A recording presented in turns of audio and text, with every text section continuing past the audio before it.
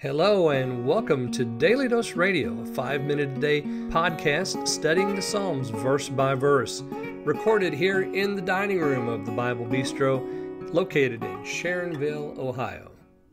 Hey there, friend. Welcome back to Daily Dose Radio here in the Bible Bistro. This week we're looking at Psalm 99. This is only 9 verses long. It's a part of the worship tunes that we've been in since Psalm 95. The Lord is the center of attention here. He's the subject.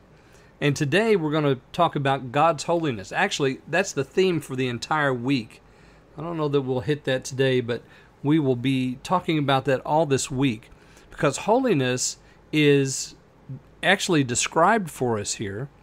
So we're going to talk about what the word means and then how it's used here and how the psalmist colors the definition of holiness by the words of the psalm. So he's going to tell us that the Lord is holy, and then he's going to start describing what that looks like. So holiness is going to be something that is foremost, front and center, and it's not just any holiness, of course, it's God's holiness, which really is the only holiness, because even for us, when we talk about someone being holy, it is really nothing more than an expression of God's nature that you see in them.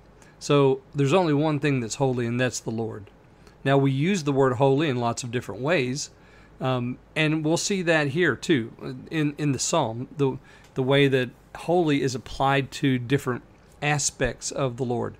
So we're going to talk about that all this week. This does not have an introduction. There's nothing here. So it's another orphanic psalm. And the Septuagint, once again, comes in and gives us something. It tells us that this is a psalm of David. So we have another Davidic psalm according to the Septuagint authors. Now, that's probably just commentary on their part because we don't have anything in the Masoretic text that tells us that this is of David or of Asaph or of anybody. So we just have a blank introduction. Nothing here. So let me read today. I'm going to read verse 1 today. The Lord reigns. Let the people tremble. He sits between the cherubims.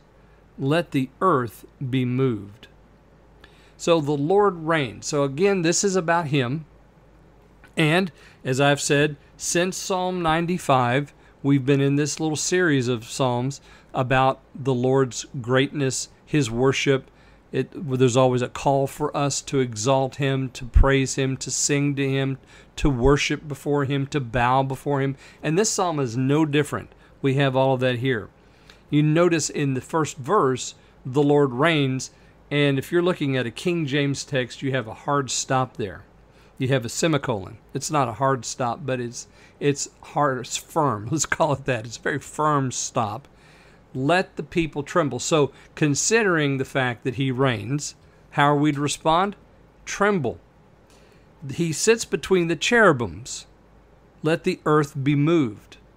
So, where are the cherubims? Why does He sit between them? Okay, so the ark had what was called the mercy seat, which was the lid of the ark. And, of course, that was in the holiest place in the tabernacle. And then again, when the temple was built, they placed it in the holiest place in the temple.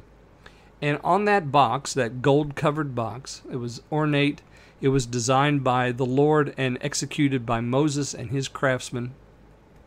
On the top were 2 cherubims with their wings outstretched, and they covered the lid of the box.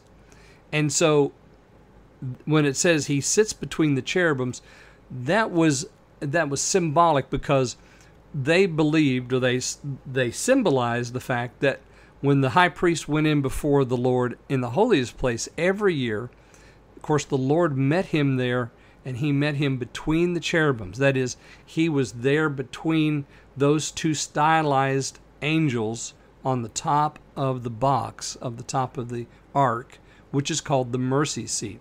And it was there that the blood was placed. And it was there that the priest approached.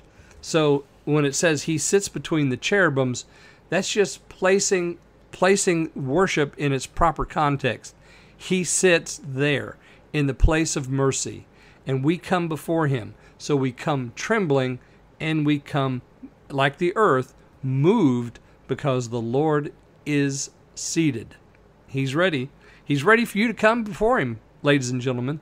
So I hope that you'll do that today. Join me tomorrow. We're going to look at verses 2 and 3 here on Daily Dose Radio. Thanks for listening to Daily Dose Radio.